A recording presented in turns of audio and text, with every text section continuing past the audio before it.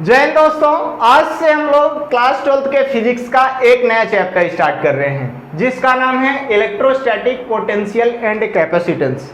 इस चैप्टर में हम लोग ये पढ़ने वाले हैं कि इलेक्ट्रोस्टैटिक पोटेंशियल क्या होता है, इलेक्ट्रोस्टैटिक पोटेंशियल एनर्जी क्या होती है, कैपेसिटर क्या होते हैं, कैपेसिटर कितने टाइप के होते हैं और इनका यूज हम लोग कहाँ करते हैं। ये सब कुछ हम लोग आगे की वीडियोज में डिस्कस करने वाले हैं। आज हम लोग इस वीडियो में ये बात करेंगे कि इलेक्ट्रोस्टैटिक पोटेंशियल एनर्जी होती क्या है, इसका फॉर्मूला हम लोग कैसे डिराइव करते हैं, वो आज हम लोग सीखने वाले हैं। तो चलिए आज की वीडियो स्टार्ट करते हैं और सबसे पहले हम लोग ये सीखते हैं कि इलेक्ट्रोस्टैटिक पोटेंशियल एनर्जी होता क्या है। जैसे मान लीजिए कि हमारे पास एक पॉइंट चार्ज है कैपिटल क्यू मैग्नीट्यूड का, पॉजिटिव चार्ज है, ये फिक्स है, यहाँ वहाँ मूव नहीं कर सकता है।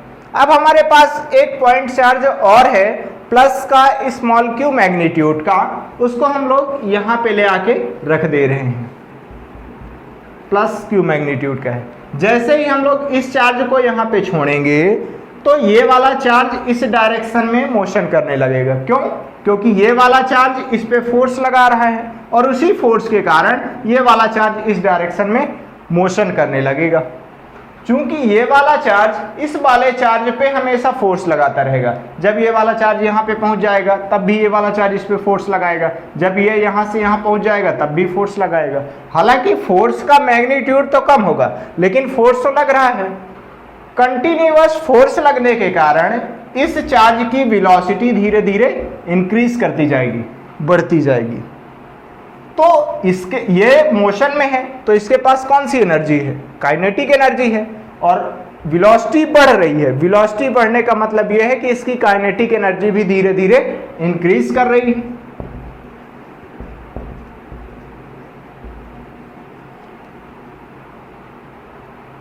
इसके पास काइनेटिक एनर्जी आई कहां से?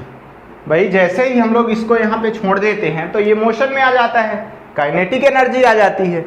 तो इसके पास पहले से कुछ ना कुछ ऊर्जा रही होगी, कुछ ना कुछ एनर्जी रही होगी जो कि किसी दूसरे फॉर्म में रही होगी।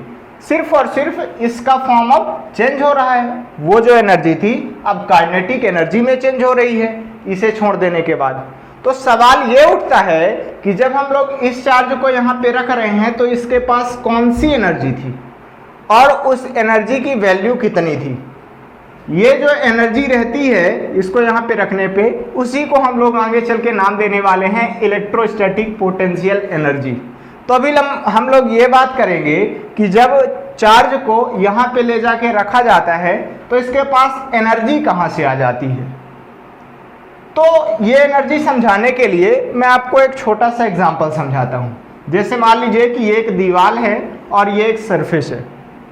इस दीवार से एक स्प्रिंग लगी हुई है और यहाँ पे एक लकड़ी का ब्लॉक है। अब अगर मेरे पास एक गेंद हो, उसको मैं यहाँ पे ले जाके रख दूं तो ये वाली गेंद यहाँ वहाँ मूव नहीं करेगी। लेकिन मान लीजिए कि इस लकड़ी के ब्लॉक को थोड़ा सा उधर साइड धक्का दिया जाए तो हमारी स्प्रिंग थोड़ा सा कंप्रेस हो जाएगी, कुछ ऐसे हो जाएगी हमारी स्प्रिंग, और ये हो जाएगा हमारा लकड़ी का ब्लॉक। अभी मैं इसको थोड़ा सा दबा के उधर साइड कर दिया हूँ, खिसका दिया हूँ। अब यहाँ पे अगर गेंद को रख दिया जाए, अब जैसे ही हम लोग इस ब्लॉक को छोड़ेंगे तो चूंकि ये फैलेगी, ये स्प्रिंग हमारी फैलेगी, और जैसे स्प्रिंग फैलेगी तो ये ब्लॉक भी इधर साइड आएगा और इधर साइड ब्लॉक आने से ये गेंद मोशन में आ जाएगी।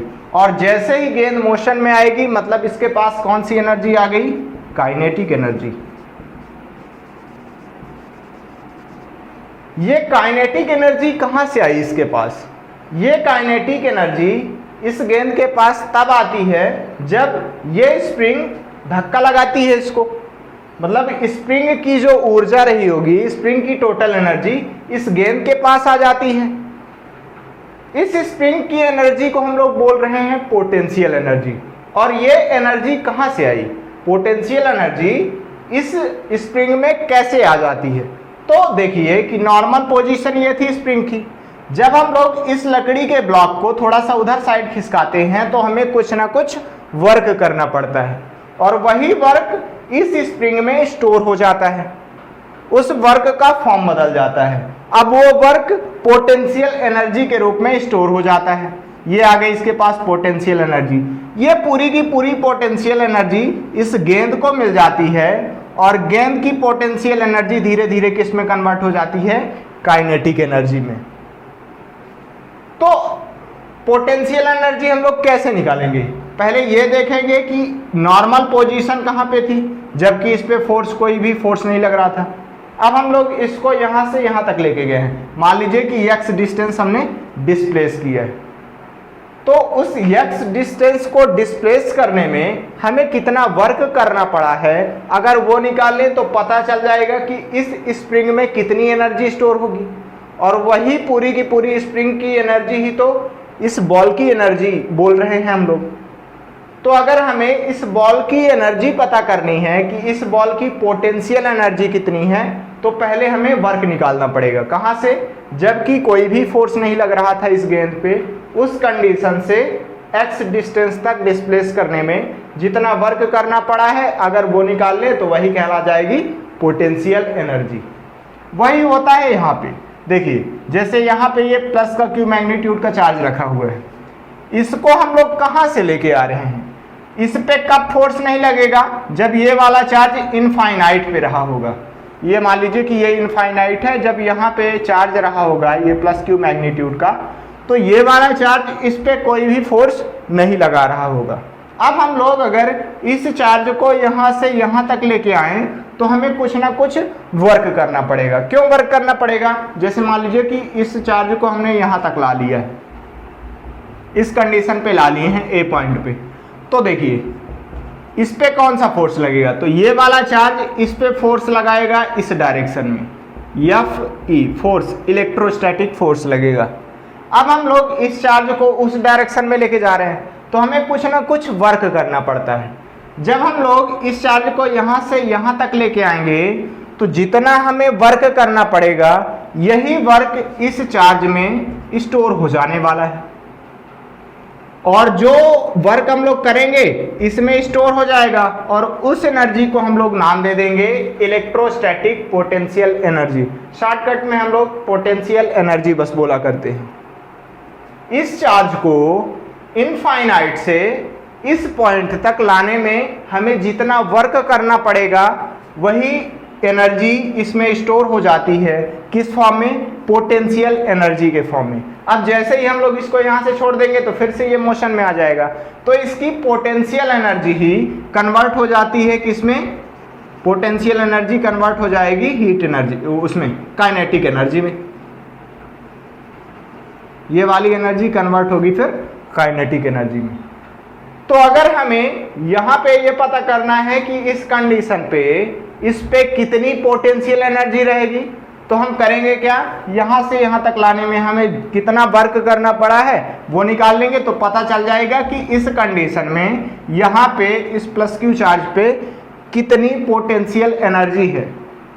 अगर नॉर्मली देखा जाए तो पोटेंशियल एनर्जी जो रहती है वो इस चार्ज पे नहीं स्टोर होती है, बल्कि इस पूरे के पूरे सिस्टम पे स्टोर होती है। और ज़्यादा टेक्निकली कहें तो यहाँ पे जो इलेक्ट्रिक फील्ड बन रहा है, इस इलेक्ट्रिक फील्ड में एनर्जी स्टोर होती है। जैसे यहाँ पे गेंद पे एनर्जी स्टोर नहीं हो रही है भाई, जैसे हम यहाँ से यहाँ तक खिसकाए हैं तो हमें कुछ ना कुछ वर्क करना पड़ा है, तो वो वर्क पूरे के पूरे इस सिस्टम में स्टोर हो रहा है। कुछ एनर्जी यहाँ जाएगी, कुछ एनर्जी इस ब्लॉक में जाएगी, पूरे के पूरे सिस्टम पे स्टोर होती है। लेकिन हम लोग को ज़्यादा बेहतर तरीके से समझना होता है, तो हम लोग ये बोल देते हैं कि जितना हमने वर्क किया है वो पूरा का पूरा वर्क इस बॉल में आ गया है, मतलब बॉल में पूरी की पूरी एनर्जी स्टोर हो गई है, और वही एनर्जी कन्वर्ट हो रही है काइनेटिक एनर्जी में। उसी तरह यहाँ पे जो एनर्जी स्टोर होगी, जितना हम लोग यहाँ से यहाँ तक लाने में वर्क करेंगे, वो इस इलेक्ट्रिक फील्ड में स्टोर होती है। ये जो फील्ड बन रहा है यहाँ स्टोर होती है, लेकिन ज़्यादा बेहतर समझने के लिए हम लोग ये बोल देते हैं कि इस चार्ज में स्टोर हो रही है एनर्जी। खैर कोई बात नहीं, हम लोग ये मान के चल रहे हैं कि इस चार्ज में ही एनर्जी स्टोर है। कितनी एनर्जी स्टोर है, अब हम लोग वो निकालने वाले हैं, डेरिवेशन करने वाले हैं इसका।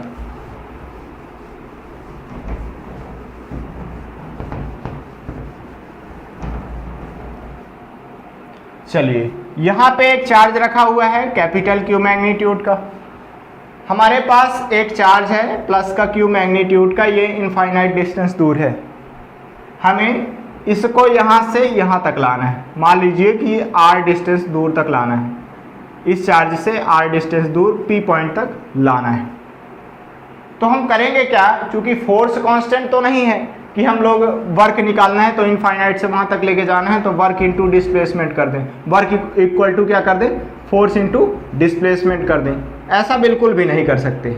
ऐसा इसलिए नहीं कर सकते हैं क्योंकि फोर्स यहाँ पे कांस्टेंट नहीं है। जब ये चार्ज यहाँ पे पहुँच चुका होगा तो उसके कारण यहाँ पे जो फोर्स लग रहा है वो दूसरा होगा।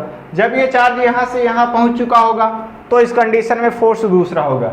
इसलिए हम लोग करते क्या हैं, बहुत छोटे से डिस्टेंस के लिए, मान लीजिए कि यहाँ से इसको यहाँ तक लेके जाएंगे, तो इस डिस्टेंस को ट्रेवल कराने में जो फोर्स रहा होगा उसको हम लोग कांस्टेंट मान सकते हैं। मान लीजिए कि ये पॉइंट क्या है, ए है, और ये वाला पॉइंट क्या है, बी है।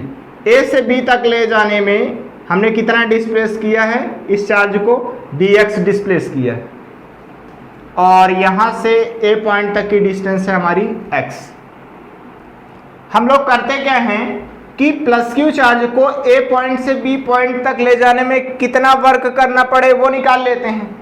ए से बी तक ले जाने में हमें कितना वर्क करना पड़ेगा, तो dw बराबर हमारे पास आ जाएगा, छोटा सा वर्क है, ठीक है, ए से बी तक ही ले गए हैं, छोटा सा वर्क कितना करना पड़ेगा, फोर्स इंटू डिस्प्लेसमेंट,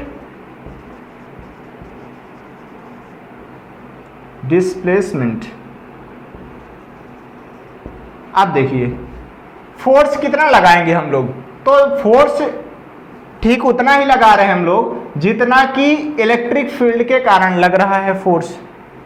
इस चार्ज के कारण यहाँ पे जितना फोर्स लग रहा है उतना ही हम लोग लगा रहे हैं। तो जब यहाँ पे प्लस का क्यू चार्ज रहेगा तो उसके कारण यहाँ पे कितना फोर्स लगेगा, 1/4 पाई एप्सिलॉन नॉट, वो वाला चार्ज Q, ये वाला चार्ज Q अपॉन x का स्क्वायर। ये आपने फर्स्ट चैप्टर में पढ़ा हुआ है कि अगर यहाँ पे प्लस का क्यू चार्ज हो, यहाँ पे प्लस क्यू चार्ज हो, तो दोनों के बीच इतना फोर्स लगता है, मेरे साइड लगेगा, और जस्ट इतना ही फोर्स हम लोग लगा रहे हैं, F एक्सटर्नल भी इतना ही है, इनटू डिस्प्लेसमेंट। तो देखिए फोर्स मेरी साइड लग रहा है, ठीक है, जो F E हम लोग लिखे हैं वो मेरे साइड है, और डिस्प्लेस हम लोग कर रहे हैं उधर साइड, तो हम लोग लिखेंगे माइनस का कितना डिस्प्लेस किए हैं, dx किए हैं, तो ये हो जाएगा माइनस का dx। अगर मैं इसको माइनस को आगे लिखूं तो dw बराबर लिखा जा सकता है माइनस का 1/4 पाई एप्सिलॉन नॉट, ये q अपॉन x का स्क्वायर, ये हो जाएगा dx। इक्वेशन नंबर फर्स्ट आ गया।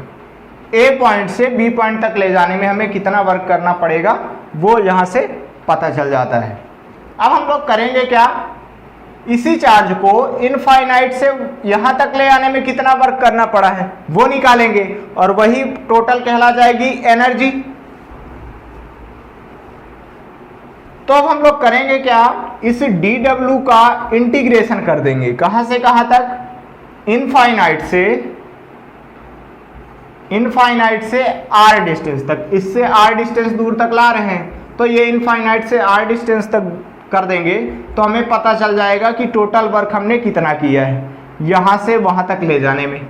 चलिए यहाँ पे वैल्यू पुट कर दीजिए आप, तो ये हो जाएगा इनफाइनाइट, यहाँ पे लिख देंगे आप, लिमिट लगा देंगे इनफाइनाइट से r, dw की वैल्यू आ जाएगी हमारी माइनस का 1/4 pi epsilon not, capital Q small q upon x square dx। अब आप इसको आसानी से सॉल्व कर सकते हैं। यहां से हम लोग देख सकते हैं कांस्टेंट वाला टर्म तो बाहर निकल के आ जाएगा, तो माइनस बाहर आ गया, माइनस का 1/4 पाई एप्सिलॉन नॉट, ये बाहर हो जाएगा, ये Q और ये Q दोनों भाई चार्ज हैं तो चार्ज तो कांस्टेंट ही रहेंगे, ये बाहर निकल के आ जाएगा, तो यहाँ पे बचेगा इनफाइनाइट, और ये r 1/x स्क्वायर dx। अब हम लोग इसका इंटीग्रेशन करने वाले हैं। W आ जाएगा ये माइनस का 1/4 पाई एप्सिलॉन नॉट लिखा रहने दीजिए, Q ये हो जाएगा, इसका हम लोग इंटीग्रेशन करेंगे तो x की पावर 2 है, ऊपर साइड चला जाएगा तो x की पावर -2 बन जाएगा। इनफाइनाइट से r ये हो गया x की पावर -2 और ये हो गया हमारा dx। w बराबर हो जाएगा -1/4πε0, ये q। अब यहाँ पे इंटीग्रेशन करेंगे तो इंटीग्रेशन आ जाएगा -2 + 1 अपॉन -2 + 1 और ये इनफाइनाइट से r डिस्टेंस दूर। यहाँ से अगर हम लोग इसको सॉल्व करना चाहें 1/4πε0, ये q, x की पावर हमें मिल जाएगा -2 अपॉन -2 + 1 तो मतलब -1 और ये r, ये इनफाइनाइट। अब हम लोग इस माइनस को बाहर साइड कर रहे हैं तो ये माइनस और वो माइनस मिलके प्लस हो जाएगा तो w बराबर आ जाएगा हमारे पास 1/4πε0, ये कैपिटल Q और स्मॉल q और ये बचा हमारे पास, सॉरी यहाँ पे x की पावर -1 हो जाएगा ना, x की पावर -2 + 1 मतलब -1, ये -1 बचा, माइनस और माइनस ये प्लस हो गया इधर साइड r और ये आ गया इनफाइनाइट। हम लोग यहाँ से ये कर सकते हैं कि इसका मान रख देंगे, लिमिट हम लोग रख देंगे, w बराबर कितना निकल के आ जाएगा 1/4πε0 कैपिटल Q स्मॉल q, ये कोष्टक में लिखेंगे हम लोग x की पावर -1 तो यहाँ से हम लोग 1/x इसको लिख सकते हैं और ये r और ये इनफाइनाइट। w बराबर मिल जाएगा आपको 1/4πε0 capital Q small q 1/r - 1 infinite. w बराबर कितना हो जाएगा 1/4πε0 कैपिटल Q स्मॉल q और ये 1/इनफाइनाइट तो ये तो 0 हो गया तो बचा 1/r। यही हो जाएगा हमारे पास इस P पॉइंट पे प्लस Q का एनर्जी का फॉर्मूला, क्योंकि यही वर्क तो हम लोग कर रहे हैं, कहाँ से कहाँ तक लाने में, प्लस Q को इनफाइनाइट से इससे r डिस्टेंस दूरी तक लाने में हम लोग इतना वर्क करेंगे और ये पूरा का पूरा वर्क इसमें स्टोर हो जाता है पोटेंशियल एनर्जी के फॉर्म में। तो इसको हम लोग इसी वर्क को U से डिनोट कर देंगे, पोटेंशियल एनर्जी। U बराबर कितना हो जाएगा 1/4πε0 ये capital Q small q upon r। देखिए ये जो फोर्स होता है हमारे पास इलेक्ट्रोस्टैटिक फोर्स होता है, ये कंजर्वेटिव नेचर का होता है, मतलब पाथ से इसका कोई लेना देना नहीं है। अगर मैं इस प्लस Q चार्ज को ऐसे लेके आता है, इधर साइड से लेके आता है यहाँ पे, तो मुझे इतना ही वर्क करना पड़ता। अगर मैं इस चार्ज को यहाँ से ऐसे करके लेके आता तब भी उतना ही वर्क करना पड़ता। इस चार्ज को मैं डायरेक्ट सीधा लेके आता तब भी मुझे इतना ही वर्क करना पड़ता है। क्यों? क्योंकि ये जो फोर्स होता है ये कंजर्वेटिव नेचर का फोर्स होता है, इससे पाथ से लेना देना नहीं है कि किस पाथ से आप लेके जा रहे हैं। तो आपको क्या ध्यान रखना है कि अगर यहाँ पे कोई भी चार्ज है प्लस Q मैग्नीट्यूड का, अब अगर हम लोग कोई भी चार्ज रख दें यहाँ पे स्मॉल q मैग्नीट्यूड का, तो इस पे कितना पोटेंशियल एनर्जी रहेगी U = 1/4πε0 ये वाला चार्ज और ये वाला चार्ज अपॉन r। r क्या है? इन दोनों के बीच की डिस्टेंस। U का अगर हम लोग SI यूनिट निकालना चाहें तो U क्या है? एनर्जी है। तो एनर्जी का फॉर्मूला वो SI यूनिट क्या हो जाएगी? जूल। और अगर हम लोग CGS यूनिट की बात करें तो अर्ग हो जाएगा। बीमीय सूत्र या फिर डायमेंशनल फार्मूला वही हो जाएगा जो कि वर्क का होता है। ये जो हमारे पास पोटेंशियल एनर्जी होती है, ये पोटेंशियल एनर्जी स्केलर क्वांटिटी होती है। तो इस तरीके से हम लोग आसानी से निकाल पाते हैं। आशा है कि आपको इस छोटे से वीडियो में काफ़ी कुछ मदद मिली होगी। नेक्स्ट वीडियो में हम लोग बात करेंगे कि इलेक्ट्रोस्टैटिक पोटेंशियल एनर्जी क्या होती है और उसका फार्मूला कैसे डिराइव करते हैं। तो मिलते हैं नेक्स्ट वीडियो में। जय हिंद।